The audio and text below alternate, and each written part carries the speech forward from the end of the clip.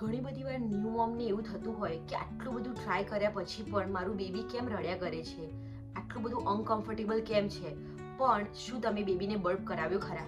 તો નોર્મલી ઘણી મોમને ખબર નહીં હોતી કે બર્પ કઈ રીતે બોલાવવાનું. બર્પની અમુક ટેકનિક છે કે તમે યુઝ કરો તો ઇઝીલી બર્પ બોલી જાય, અને બેબીને જ્યારે બર્પ બોલી જાય એટલે જે એક્સ્ટ્રા એર જ્યારે ફીડિંગ કરતી વખતે અંદર ગઈ હોય ને ટમીમાં એ બધી નીકળી જાય, એટલે બેબીને અનકમ્ફર્ટેબલ બી ના થાય અને પ્રોપરલી સ્લીપ બી કરી શકે.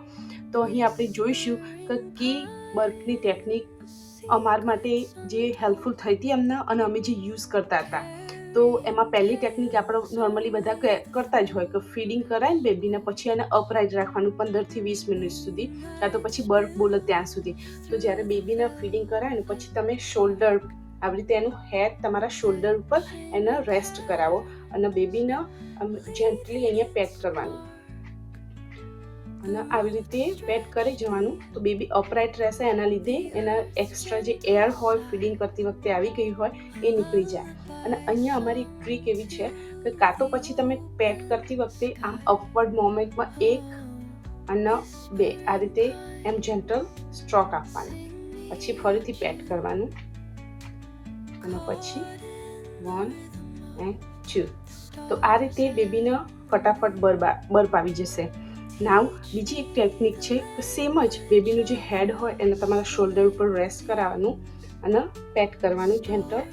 બટ આ ટેકનિકમાં આપણે જે અપવર્ડ મોમેન્ટ કરતા હતા એના કરતે આમ રાઉન્ડ મોશનમાં આમ મસાજ કરવાનું બેકમાં અને પછી અપવર્ડ મોમેન્ટ એક આમ કરવાનું, 2 આમ. તો એ રીતે ફટાફટ બર્પ આવી જશે.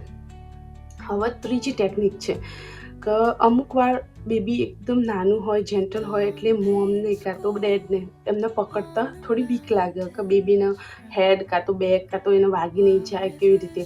પણ અમુક ટેકનિક એવી હોય જોઈને સ્કેરી લાગે, પણ તમે જ્યારે યુઝ કરો પ્રોપરલી તો એ બહુ હેલ્પફુલ થાય. તો અહીંયા એક ટેકનિક છે, થોડી એવું લાગે કે ફાવશે કે નહીં ફાવે, પણ યુ મેક શ્યોર કે તમે બેબીને પ્રોપરલી હોલ્ડ કરો. તો આ ટેકનિકમાં બેબીને પ્રોપરલી હોલ્ડ કરવાનું. તો જેમ તમારું જે આખું ફિંગર આખું હેન્ડ હોય, થંબ અને બધી ફિંગરથી બેબીનું જો હોય ને, આ જો નેકને નહીં અડાવવાનું, આ જો એને કમ્પ્લીટલી હોલ્ડ કરવાનું. પછી જે એક્સ્ટ્રા ફિંગર્સ હોય ને આપણી, એનાથી બેબીનો નીચેનો ભાગ આખો હોલ્ડ કરી એટલે બેબીનો ઉપરનો ભાગ સપોર્ટ રહેશે. પછી તમારા પગ ઉપર બેબીને આમ થોડું અપવર્ડ મોમેન્ટમાં આમ લાઈક નીચેની સાઈડ આમ સ્લાઇટલી નમાયેલું હોય ને એવી રીતે બેસાડવાનું અને પછી જેન્ટલી ટેપ કરવાનું આ રીતે. તો બી ઇઝીલી બર્પ આવી જાય. અને પછી સેમ જ વસ્તુ સેમ આ રીતે બેબીનું હેડ કમ્પ્લીટલી સપોર્ટેડ અને આખું ટમી ઉપરનો ભાગ બી સપોર્ટેડ, અને બીજો હાથ હોય છે એમાં બધી ફિંગર આ રીતે બેબીના બેકમાં અને થંબ આ રીતે આગળ પ્રોપરલી મસ્ત આ રીતે હોલ્ડ કરવાનું, બેબીને પકડવાનું અને 10 ટાઈમ એને મૂવ કરવાનું હિપથી. 1 2 3 4 5 6 7 8 9 and 10 આ રીતે કરવાનું.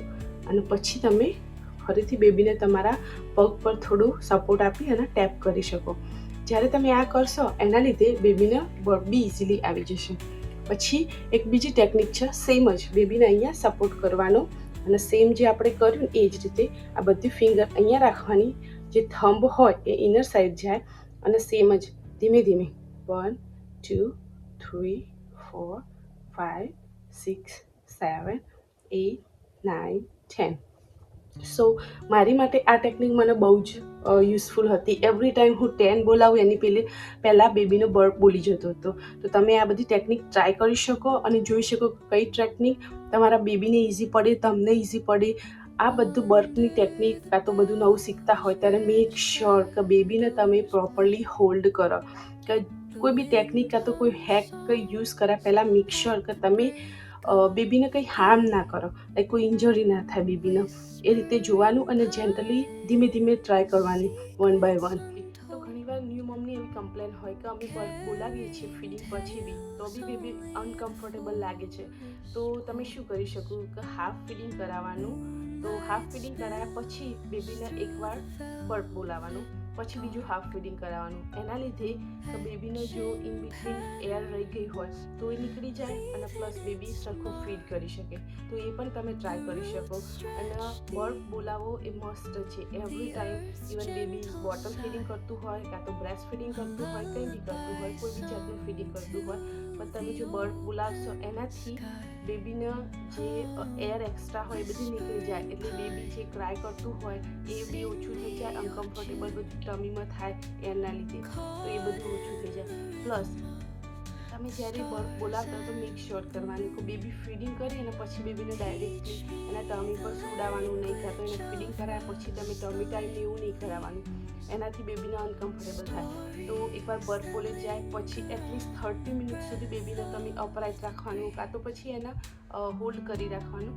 તો કેવું બેબીને અનકમ્ફર્ટેબલ ના થાય. એકવાર ફૂડ બધું નીચે સ્ટમકમાં જતું રહે અને થોડો ટાઈમ થાય પછી બેબીને તમે એક્ટિવિટી લાઈક ટમી ટાઈમ ને બધું કરાવો તો ચાલે.